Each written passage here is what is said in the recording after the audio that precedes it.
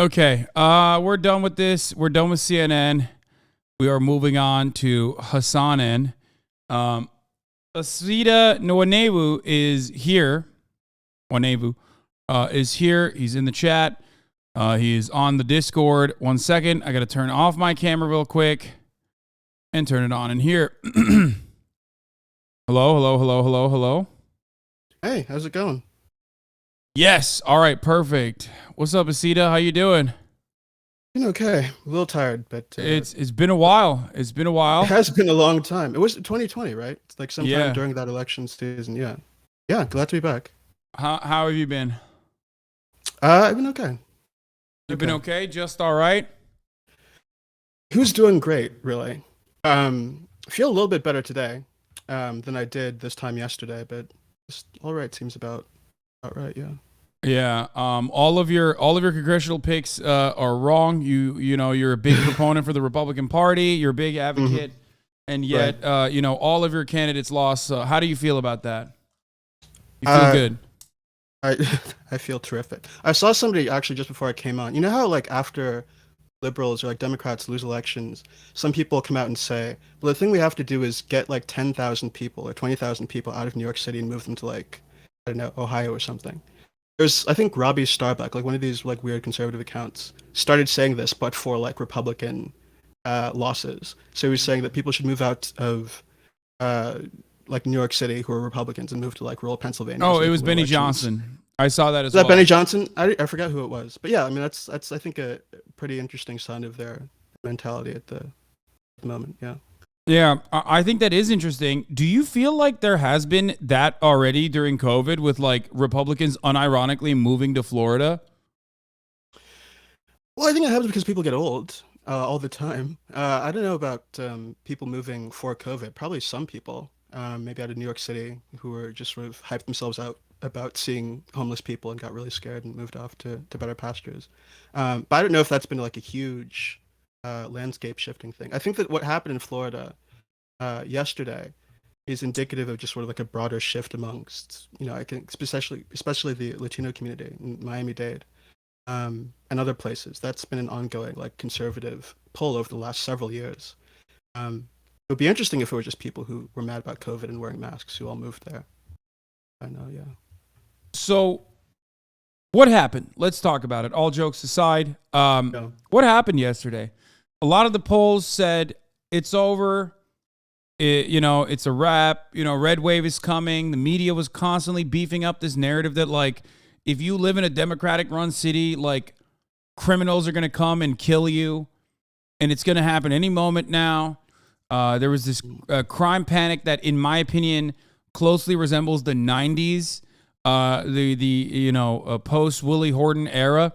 There was also, instead of one Willie Horton, I think like the Republican Party nationally ran on the Willie Horton scaremongering across the board in every locality, no matter how little crime was happening in these suburbs, right? Yeah. Also, on top of that, I think the Satanic Panic style, like a weird Parent Teachers Association, Republicans have been gaining prominence, or at least I thought. But it turns out they were just loud, and they were not as big as a majority within the Republican Party as one would have thought. What do you think about everything? Yeah, I mean, I think it's important to say, just to start out, that it is still extremely likely the Republicans end up taking the House. I haven't looked at the numbers in a little bit, but they only need to take 5 seats. I think that they are about 8 seats right now away in terms of the most competitive districts from taking the House. Democrats, I think, would need to win at least 20 something of those competitive districts to have a shot of keeping the chamber. So it is still likely that they're going to end up with control of at least one chamber of Congress, which is bad and will lead to bad things. And I don't want to sort of ignore that. But it was an extremely good night for Democrats, even given that. I was one of the people, like everybody else, who was expecting this big wave, less because of anything that Democrats themselves were doing or because of Joe Biden, but just because that's how these midterms tend to work. I think in every midterm election since 46. The president's party has lost on average like 20 something seats. If your approval rating is below 50%, it's even more than that. That's not what happened here. If Republicans do take the majority, it's going to be by maybe even one seat, a couple of seats. So they really underperformed, and it's And on top important of to figure that, out why. 8% inflation. Like, I think that it Right. is ridiculous given the circumstances in any normal year for the Democratic Party to perform the way that they did. As Chris Hayes also correctly pointed out, nobody is supposed to be doing well in a situation like this. Republican, Yeah. Democrat, doesn't matter. Yeah. So, I think that part of the explanation is what you've just said. Like, I think the Republicans really invest themselves in a lot of cultural narratives. We're going to hit them on crime. We're going to hit them on transgender people. We're going to hit them on the defund the police, immigration, with this assumption that there was this kind of natural backlash that was going to happen in response to a lot of the progressive cultural changes that have happened over the last decade or so, in response to the Democrats moving to the left on some of those issues. And it didn't happen, just like it didn't happen in 2018, right? People forget that there was this version of that under Trump in that midterm, where they thought that Confederate monuments and trans bathrooms and migrant caravans, all of that stuff was supposed to help them win the midterms. It didn't. Um, so I think that what we've seen in three elections now, 2018, 2020, and this election, what we've seen is Republicans consistently overestimate the extent to which the public is really angry about some of the same stuff the Republican base is angry about. I'm not going to say that cultural issues don't matter at all, or that there aren't important portions of the electorate that are sort of more culturally conservative that matter, that are being turned off by certain things. I think that's probably true. Um, but the Republican press and really the mainstream press, places like The Atlantic, even the New York Times, these sort of centrist scolds who are always warning about the left and defund the police, all of that stuff, they really missed the mark here in a way that I think is important and going to be crucial for Democrats to tease out. Yeah. I think the media outrage manufacturing cycle is not as effective. I was thinking about this long and hard. Part of the things that I am, part of what I'm seeing, and I want to hear your perspective on this, is that like Republicans have to run on wedge issues. They have to run on culture war stuff. Otherwise, they would be losing electorally way more significantly, right? I think that they have to do that. Otherwise, what are they going to run on? Tort reform and what? Deregulation? Like, after a certain point, a lot of the base, you're not going to be able to activate you're not going to be able to activate without, the culture war stuff, gun control, and how Democrats want to take away your guns, abortion. And what I believe is that the Republicans have either succeeded too far and like are victims of their own success with respect to the wedge issues that we speak of. Abortion, it's done. Roe v. Wade eliminated, is a 30-year project. The Federalist Society finally did it. But with that, you took away the carrot and the stick that you could use to mobilize the white evangelical Protestants without actually, without actually giving it to them. Because if you were to give abortion away, if you were to finally succeed in that agenda, then all of a sudden the conversation is going to shift away from will they, won't they, to, oh my God, they did do this. And now look at all of the 12-year-olds and 14-year-old girls that are victims of rape in states like Ohio who can't get abortions. Look at all the women with ectopic pregnancies that can't get this medical process because doctors are afraid of being sued. And there are plenty of Republican women and plenty of Republicans in general that also want at least the freedom to be able to get an abortion. So I think they exhausted their own wedge issues to a degree where like now they have nothing else remaining other than like demon hunting shit and trans panic. Like, these are, gender sickos that are trying to trans your children and they're all groomer pedophiles. And that is not as catchy or as captivating for the suburban voters who do fall on civility politics quite frequently when making their political decisions. That's my assessment. You can tell me I'm completely wrong now. I think you're right. I mean, I think it's still important to remember that when the Dobbs decision came down, when we got that leak, the story in the conservative press was, oh my God, there's been a leak at the Supreme Court. Like, they didn't want to actually address the fact that they had won this fight that had been waging for decades and decades and decades and overturned Roe v. Wade. The story that they wanted people to focus on was there's been some breach of propriety at the Supreme Court, and that's the important thing. Yeah. I think that's because they knew this was going to happen. Like, the more that they talked about the substance of what they'd accomplished and what they'd done, more people are going to be scared and weirded out and afraid about their reproductive freedom.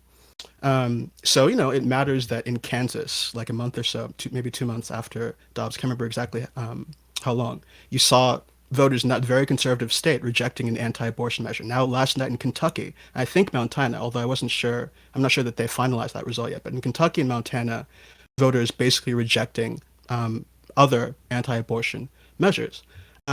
It's not like the bulk of the American people are, like pro-choice activists who donate to Planned Parenthood or are really gung-ho about abortion. I think the numbers show over the last decade or so, maybe even more than that, that the number of Americans who are pro-life and pro-choice has been pretty stable.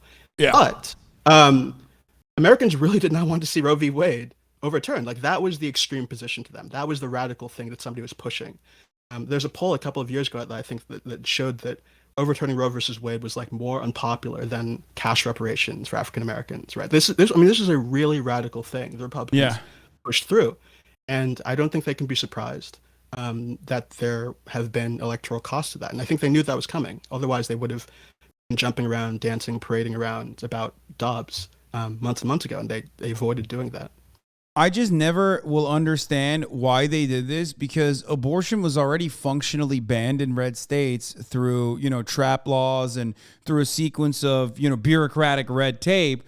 They had basically already done that. Texas was over leveraging and like trying to do this bounty system that was going to be undermining every constitutional amendment, basically, if they could implement it aggressively. Then you could have, the same bounty system in California for like gun owners, right?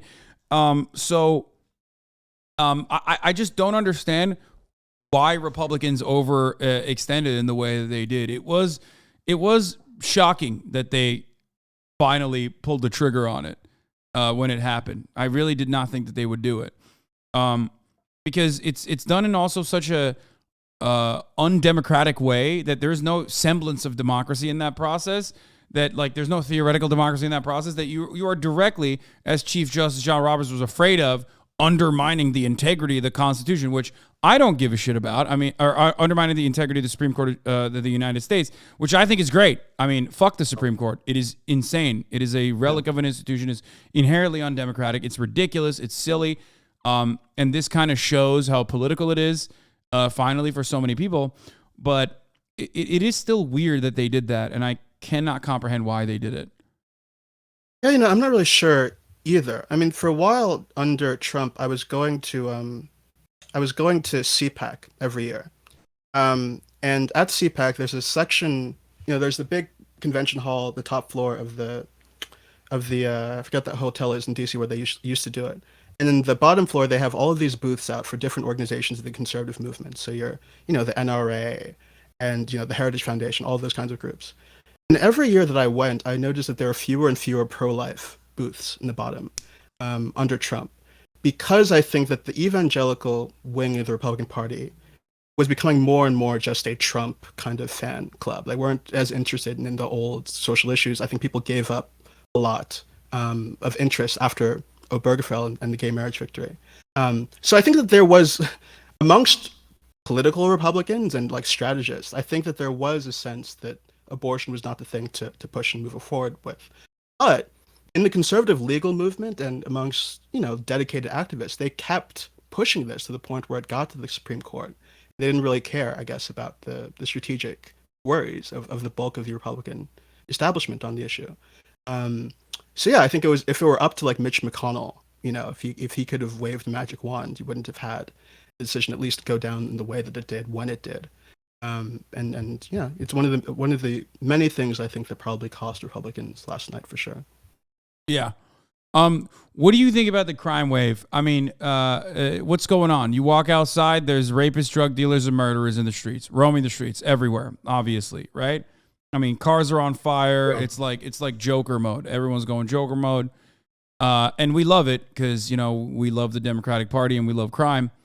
But aside from that, I mean, I know what the intentions of the media was to beef up this narrative, to package it alongside the lie that like defund the police was a real movement. And they were basically working as the PR mouthpiece for police benevolence associations and unions all around the country. Whenever they did this like crime wave narrative, it was certainly prescient. It was certainly something that people were paying attention to. It seems like in the exit polls, that was something that they brought up quite frequently, even though the statistics themselves disprove that narrative quite frequently, right? Crime is not like increasing in dramatic ways, with the exception of homicide. And those aren't happening in the white suburban neighborhoods where these people are worried about crime. So what do you think about the media's involvement in that? Maybe not the reasons as to why the media was involved, but like, what do you think about the power the media held on to, especially local news, with respect to just changing people's attitudes towards crime, or making them hyper-focus on crime? Yeah, sure. I mean, that's I think like 50-60% of what local news does, right? It's these crime stories. Even if you live in a nice suburban neighborhood, there might be a city just 20-30 minutes down from you where crime is worse. And, people constantly conjure up these fears of crime moving into the white, safer portions of whatever community we're talking about. Again, this is one of the things we saw in 2018. So I grew up in Northern Virginia, Prince William County, which has become like a Sorry to very hear bellwether. It's okay. I survived. But, Prince William County, which has been one of these bellwether regions or areas in the country that's sort of emblematic of how the suburbs have shifted in the last decade or so. In 2018, there are a lot of people who are running Republican races in Virginia who are making the argument that MS-13 was just going to come up from the border and like embed itself in these kinds of like really white communities. They pick like this isolated crime or this isolated homicide that happened kind of sort of nearby a safe community, and they'd say, well, this is emblematic of what's going to sweep the country in a couple of years. And local news is an integral part of making those narratives stick when they do stick. The problem for the Republicans is that despite the fact that local news was all in on this, and to a large extent national media as well, it didn't stick. And if you remember, I'm not old enough to remember the 90s or the late 80s. I actually can kind of sort of see why people were so afraid that it would. Those attacks really did work. They worked to the point that the Democratic Party was willing to embrace a lot of carceral policy that destroyed a lot of people's lives in order to sort of win back that narrative. This time around, I don't know that I really have a firm answer, but this time around, it definitely doesn't seem like those communities, these kinds of white suburban areas, college educated, are as taken with those kinds of arguments. And the only thing I can sort of point to is just over the last several years since Ferguson, since 2014, I think that just a lot of kind of like white moderates have gotten woke about certain things. They've gotten woke about the police a little bit. They've gotten a little bit more woke about racial discrimination. You're seeing a lot of, in this house signs in front of expensive homes that Black people could never afford. So there's been a kind of cultural shift that I don't think that we've taken fully seriously enough in communities where crime would have really made a difference 20, 30 years ago. That's been a barrier to those kinds of arguments really working for Republicans in the way that they used to. But I'm not sure I have a complete answer as to why crime didn't really stick in the way that they expected. I think that, honestly, story of a lot of those cultural issues, in addition to people just sort of moving left over the last few years, I think that even people who were uncomfortable about crime or scared about crime were also uncomfortable with a guy trying to steal the election, right? They're also uncomfortable with Trump breaking the law. They're also uncomfortable with all of the norms that he is shredding. And that I think outweighed some of the things that Republicans were trying to do.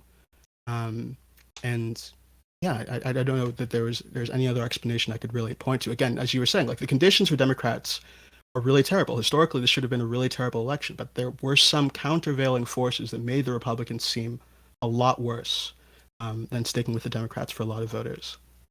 So I'm of the mindset that Trump is a unique candidate because his brazen attitude makes him seem authentic, even though he's not, obviously, but that he is almost like a once-in-a-lifetime kind of candidate, almost like an Obama for the Republican Party, for all the Republican values, able to draw on, the reverse of the Obama coalition and create like a Obama-style Republican coalition. Do you think that Ron DeSantis, because now we know what's happening. Donald Trump said, he's most likely going to announce that he's running. He waited till the aftermath of the midterms to take credit for it, or potentially to yell at the Republican Party and not take credit for it. He's already fired some shots at Ron DeSantis. Ron DeSantis is killing it in Florida. He is seen as the new leader of the Republican Party by Fox News, at least. There's a lot of internal conflict. National Party Republicans despise Donald Trump for his volatility. Two questions I have for you is, will anyone else be able to carry the Donald Trump torch? Do you think Ron DeSantis will fall short of that? And what do you think happens in the Ron DeSantis Donald Trump primary, inevitable primary? I don't even know if it is inevitable. I mean, I think that anybody, as much as Republican donors and elites, I think, do really want choices and alternatives to Trump right now. I don't know that anybody is going to be able to capture the spirit of Donald Trump in a way that's going to make a huge portion of the Republican base shift away from him. I don't know what argument Ron DeSantis makes to somebody who watches Fox News all day about why they're better than Donald Trump. I think people were kind of thinking maybe COVID, so there was this period when Trump decided to kind of sort of promote vaccines and was sort of like kind of sort of deciding to take COVID seriously.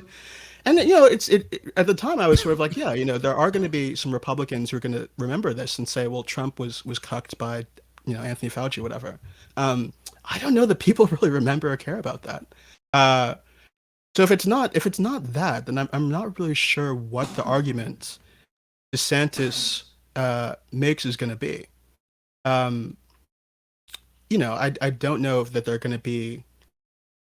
I just don't know. Like the polls that Trump was sort of bragging about yesterday, the day before yesterday, rather, at his rally in Ohio, it was like 70% Trump, like 10% DeSantis, and things like that. And maybe Trump gets weaker, but I just don't see it. I don't see a real challenge at this stage. There was a Republican primary poll coming out of Florida. If there was a Republican primary in Florida tomorrow, and that was one where Ron DeSantis was actually defeating Donald Trump, not by like a wide margin or anything, but that was the first time I've ever seen a poll say outright that Ron DeSantis could beat Donald Trump. I think Ron DeSantis is always going to be the second best Trump. He's never going to beat Trump. He's not him. He's just not Donald Trump. Donald Trump has a way to captivate audiences and to make people get angry about his battles, no matter how petty those battles might be. I mean, he's got, ex-coal miners in West Virginia freaking out about Graydon Carter. These people don't even know who the fuck Graydon Carter is, or how much of a sissy Graydon Carter is, but they're like, yeah, those are liberal elites that are undermining you, sir, Mr. President, sir, just like they're undermining all of us. They're looking down on all of us. He has a very unique way of, he's gotten so much charitability from these people, and he's been the vector for all their anger. He's been the facilitator of all their anger and like owning the libs and whatnot. But even then, I feel like the coalition that Trump was able to captivate, especially against Hillary Clinton, is not one that he's able to maintain now, because you're seeing that in the midterm elections. Sure, he wasn't on the ballot, and that will be dramatically different. But, the people that he advocated for, his picks, they're not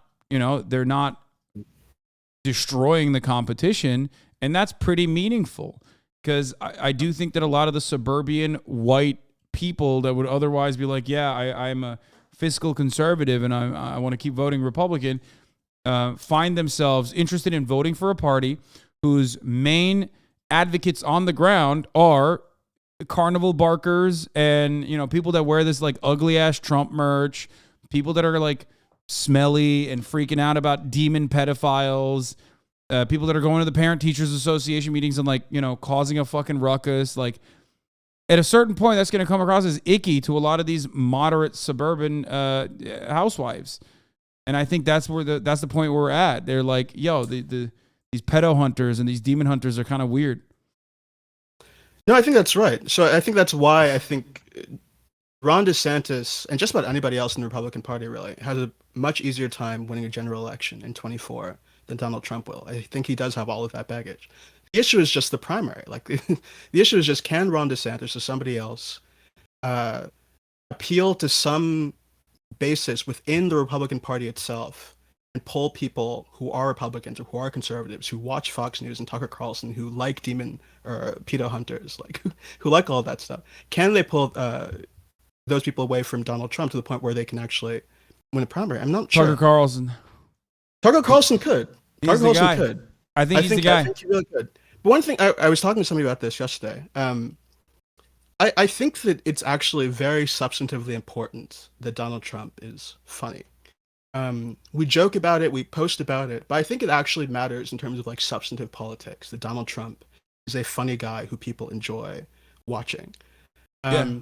What we saw in 2016 when he first ran was that people who did not have that juice, people who were not as funny, people like Ted Cruz, for instance, Oh God, yeah. started trying to compensate for that by moving to the right on certain issues, right? So Donald Trump comes out and says he wants to ban Muslims from entering the United States. There's a point during the primary where Ted Cruz says, actually, you know what? In addition to that, we're going to have police identify and patrol Muslim neighborhoods and sort of create like a registry or something. And that's my claim on that issue, right? Because he didn't have the charisma, he didn't have all of the things that were drawing people to Trump, so he thought that he could compensate for that by moving to the right. What I think we have to watch when it comes to DeSantis is whether that kind of pattern happens again. So if DeSantis really, really wants it, he's not as funny as Trump, he's not as charismatic as Trump, he's not as good of a speaker. What does he do and start saying in order to make the primary more competitive for him? That's something I think we have to be a little bit scared about, honestly. Because I think that the reason why DeSantis does better in the general than Trump isn't necessarily because he's like more of a policy moderator, because people pay attention to the policy substance of what people like him say. It's because he appears outwardly more normal than Trump. He appears less crazy. So he could start saying a lot of crazy shit, right, to win the primary and not have a lot of that stuff register to the general electorate if he actually makes it through. So I don't know. That's something I've been thinking about. Like there's an extent to which Trump's own charisma shapes the policy discourse in the Republican Party, and is going to influence whatever ends up happening in the primary in 24. That's a really good take, actually. It's not it's not one that I'd consider, because like you have to run to the right, as far to the right as you possibly can to win these primaries at this point. Ron DeSantis is not a charismatic person at all. So he's just trying to do the carbon copy Donald Trump shit. But going back to the midterm elections, and I feel like I didn't do a good job asking you this question. What do you think actually happened? Why do you think the Democrats actually ended up underperforming? I mean, the Republicans ended up underperforming, and the red wave didn't come. And I also want to ask you about New York specifically and Florida as well, on top of that. Yeah, I mean, I think it's a lot of what we've been talking about. Like, I think that Trump has really imposed a cost on the party. I think there are a lot of general election candidates who spend a lot of time talking about 2020 and the election fraud or whatever, Biden stealing the election, instead of talking about the economy. How are you going to make people's lives better? This or that concrete issue. And that's something that Trump did. Like he elevates these candidates in the primaries. People get hyped about them. They win, and they're not the kind of people who can actually win the general election, and not the kind of moderate candidates who can contest really, these kind of in the middle swing districts and states. I think that's most of what happened.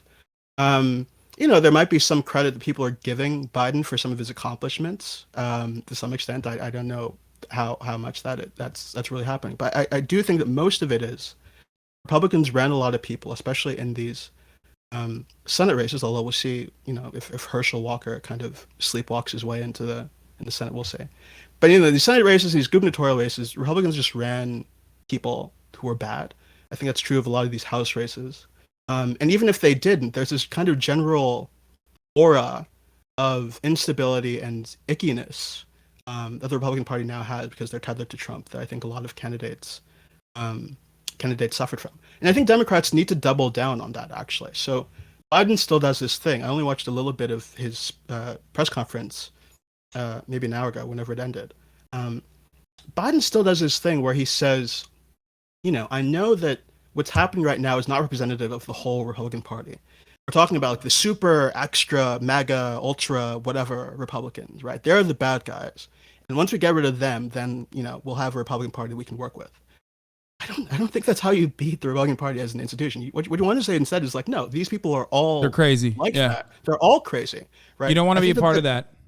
yeah, you don't want to be part of that. You don't want to vote for that. You don't want that in your communities. Like you have to sort of cast aspersions on the whole thing. And to the extent that Democrats overperformed yesterday, I think it's partially because voters told themselves that story. And I think Democrats need to do more to really push that if they want to not just keep losses down, but if they want to actually make gains in the future, they're going to have to start telling a story about the Republican Party that will make it unacceptable to the broad middle of the electorate. Absolutely.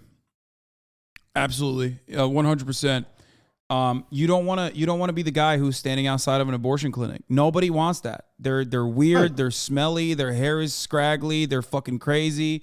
Like nobody wants to be associated with You that. don't want I to be think we're talking about bathrooms. You don't want to be talking about like Yeah. blood sucking demon pedophile. Like you want to be you got to be normal. Yeah. On some level. And And I the think irony, of course, is that traps Republicans, though, because like then you have what do you have if you don't have that? Republicans have a hard time because they've put their foot on the gas pedal and been so successful in the culture war shit. If they don't have that, what are they going to do? Run on policies like Ben Shapiro, like the shit that Ben Shapiro suggests? Like if they're not talking about gender panic, bathroom panic, all this shit, then they're going to run on deregulation and tax cuts. And I think that in that equation, you run into the Liz Truss phenomena.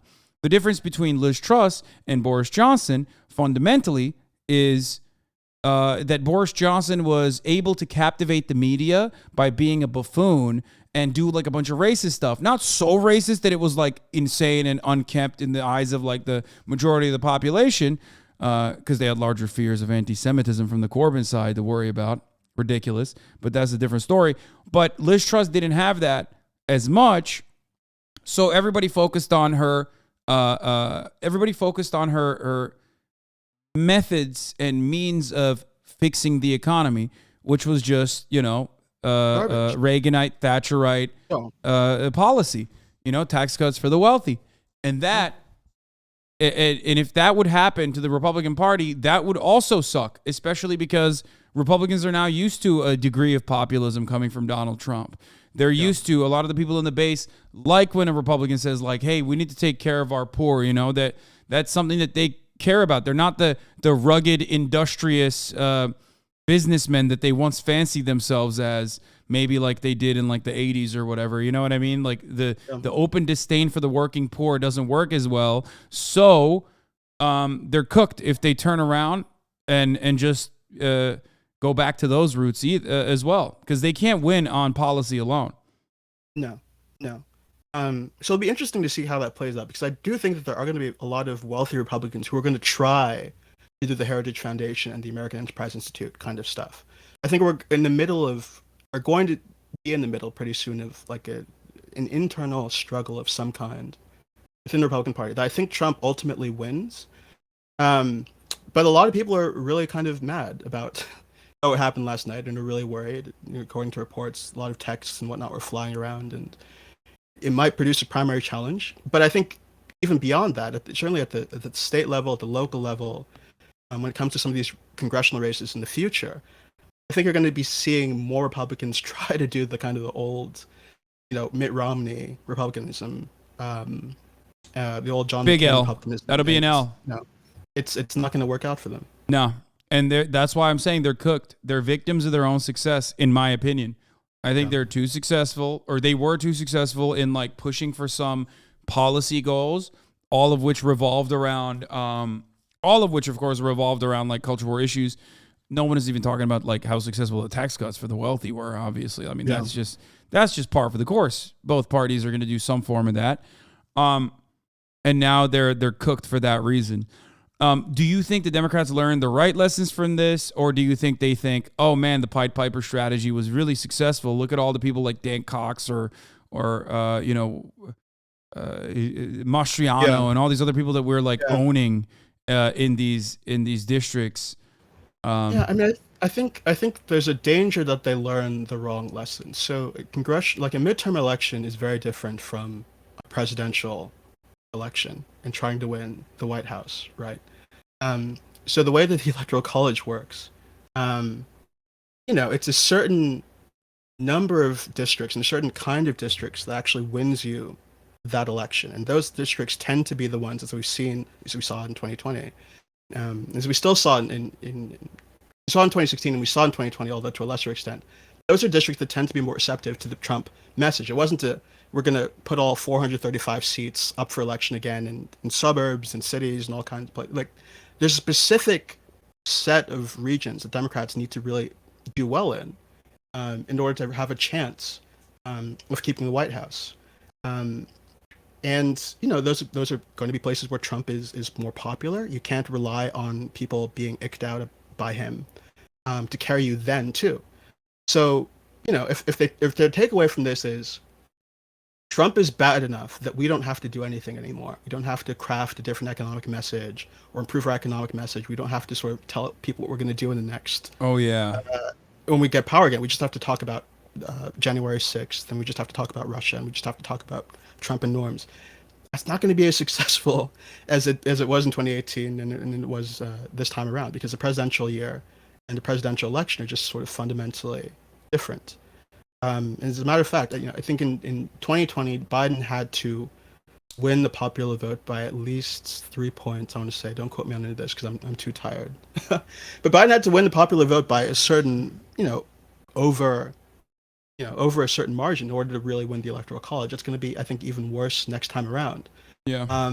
So they really have to be not passive, but craft a really galvanizing message. About not just how bad Trump is, but what we can do as a country and where we ought to be as a country. That's going to get people in these kinds of working class districts to really consider the party again. Yeah, there are things that Biden could do to come across as more pro-labor. I think there was a ballot measure in Illinois that's or in Michigan that could help with that. There's methods that Biden could utilize, like the subsidies that he's offering to in the IRA, all these green companies like battery developers, shit like that. Illinois, yeah, thank you. Like all of these companies that are getting millions, hundreds of millions of dollars in subsidies, billions of dollars in subsidies from the federal government. You could literally make that subsidy conditional on the conditions that these aren't just jobs that you're getting, but these are also jobs that are you have to have labor unions. Like these are well-paying jobs that have labor unions. You could use the Hyundai example. Like Hyundai literally recently got caught for using child labor in Alabama, in their facilities in Alabama. There were 12-year-olds working in not one, but two different Hyundai factories in the United States of America, using that as an example, propping that up and being like, this is happening in the wealthiest nation on earth, and like bullying automobile manufacturers into and battery producers into using unionized labor, union labor. You could absolutely make a stronger pro-labor message out of that. And then, that kind of thing would probably work well in places like Ohio as well. Maybe, I don't know. I think that's right. And, so this is something that I've been working on, actually. So I haven't been writing as much because I'm working on a book about democracy. And I think one of the main arguments that I make in that book is, if you want to talk about democracy and you really want to make it stick for people, that doesn't just mean talking about, the right to vote, or talking about the security of elections, or even talking about things like abolishing the Electoral College. That's stuff that I support. If you really care about democracy, you should also be talking about economic democracy, right? So the rights that we ought to be entitled to at work, where we take it for granted that it's okay that we live and work under authoritarian governance structures and you don't have rights at work and the people can just sort of tell you what to do and restrict your breaks and tell you can't use the bathroom. Like if you want to talk about democracy, talk about unions, talk about empowering people at that level. There's a way you can fuse both sides of the message together, I think, in really compelling and new ways that people haven't necessarily heard from Democrats before. I think that's the answer. If you want to keep a narrative about democracy going and you want to win the next election, you want to speak to these people in these sort of post-industrial communities, or who workers who are sort of being lorded over by Amazon. Like the way you talk about democracy to them is say, look, like if ordinary people deserve agency, they deserve it not just at the ballot box, but they deserve it at their workplace. They need to have the right to come together with their fellow workers, to demand certain things, to make sure that they're being treated in a certain way. So that's if I were, head of the DNC, if I were Joe Biden, whoever, that's what I would try. That's the kind of message I would try to put out there. See, in the words of DJ Academics, who once said these words to me, you're kind of teetering on borderline socialism there. I don't know if you're aware. It's democracy, man. It's democracy. Call it whatever you want. I call it democracy, and I think voters like democracy, as we saw. No, I agree, and I do think that is a very effective way of communicating that. As Richard Wolff used to before he started talking about COVID and whatever the fuck he's talking about lately. Yeah, that is, you're absolutely correct about that. Messaging wise, you're absolutely correct on that as well. Am I confident that the Democrats are going to learn that lesson? Absolutely not. Spanberger still won, even though that territory was up. It was a contested one. She keeps duking it out. Maggie Hasan won in New Hampshire. There was even no contest there. I don't even understand why people were making it seem like there was these were contested seats. Like, I don't know how the fuck pollsters, who they asked. Like, do they just only go to like Republicans? Like, I mean, I think that literally in the last weeks of the campaign, I think literally aggregators like 538 were ingesting a lot of polls that were like, I think I saw like there's a poll that like 2 high schoolers did at some school that ended up in the 538 average or something like that. So there was a lot of weird Republican stuff that was being inserted that people are gonna have to go back and look at and investigate now. But yeah, I think that there was a real miss. Nate Bronze, Nate Tin. Yeah. But yeah, I think that you can't just go off of the polls sometimes, or you can't look at politics in that way exclusively. When I try to figure out what's going to happen or try to make sense of what happened, I look at history. To the extent that I look at numbers, I look at like actual results from past elections and like economic conditions and demographics. But this thing that we do every election cycle where it's, the polls are up one week, they're down the next week, and we sort of write narratives and make arguments about it, I think is largely a waste of time. I think that there are incentives to make things feel more dynamic than they often are for pollsters and journalists alike. You want to keep people watching or clicking or reading. So you have to have things to point to get people sort of engaged and that make them believe that new things are happening. And I think polling serves that function, even though the polling is often, not a great indicator of what's really going on. So I don't know. That's a rant about political journalism in general. Do you think that Gen Z was a factor here? Do you think that like younger voters actually came out in larger numbers? I've seen some conflicting data on this.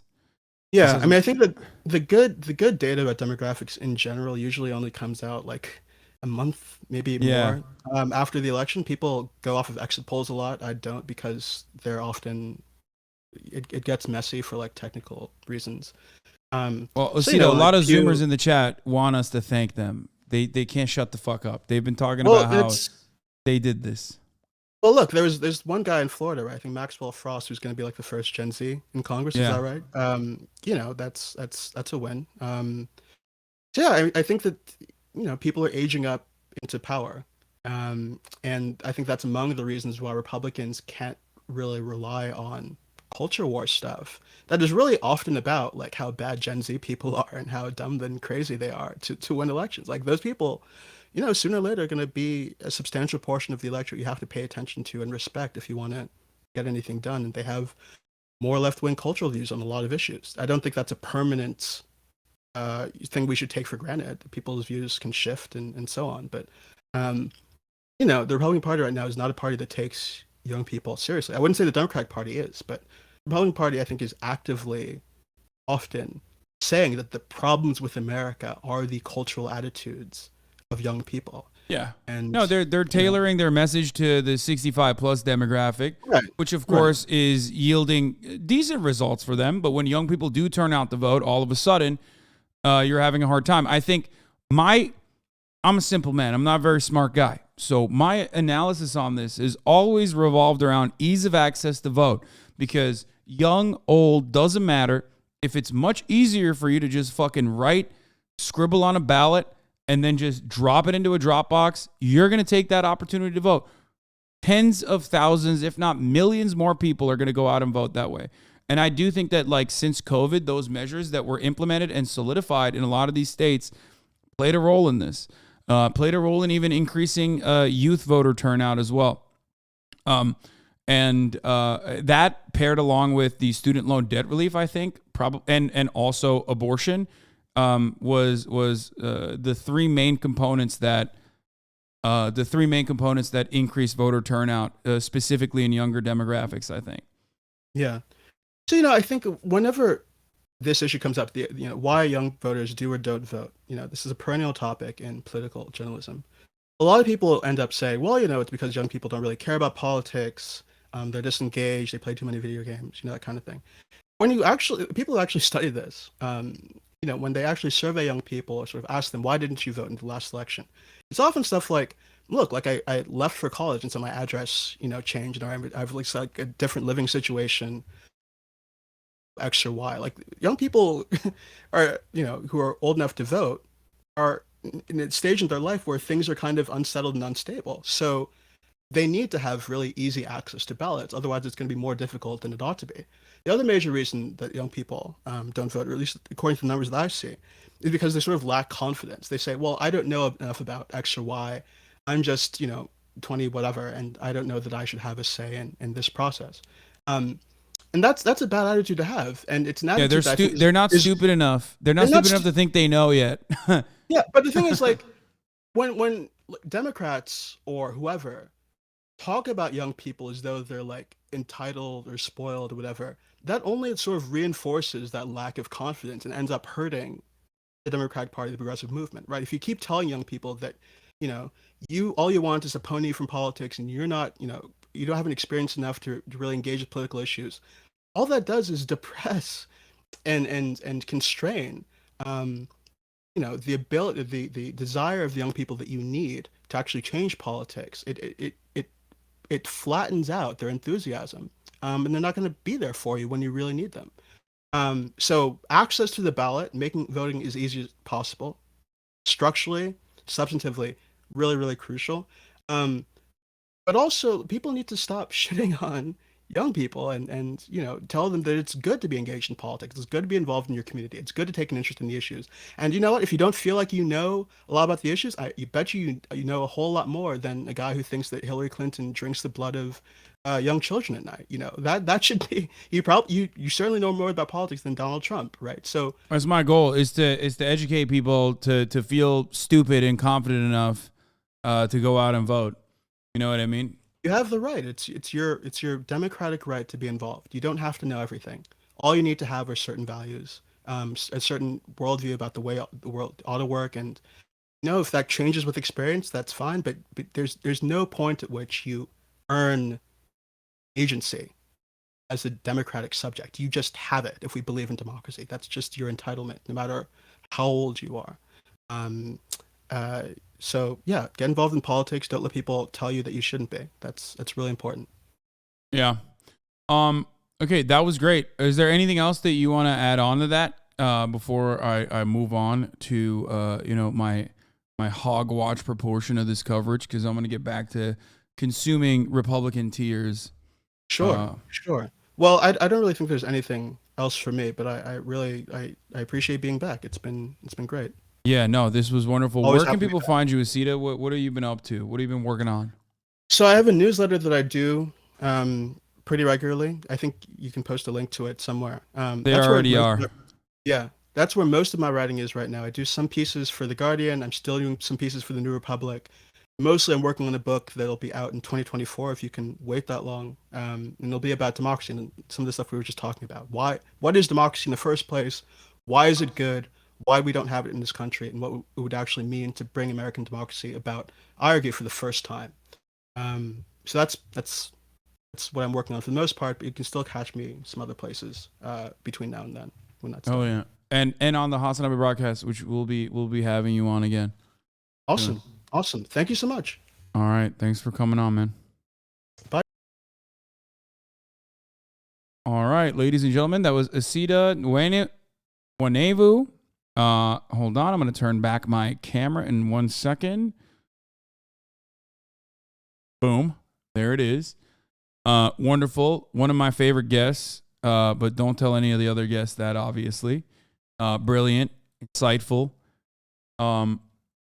He's great. What's Osita's position on the Fulcrum Coalition's proposal to get faded in a hoe? Fuck. We missed out on that. I should have asked him some dumbass questions like that.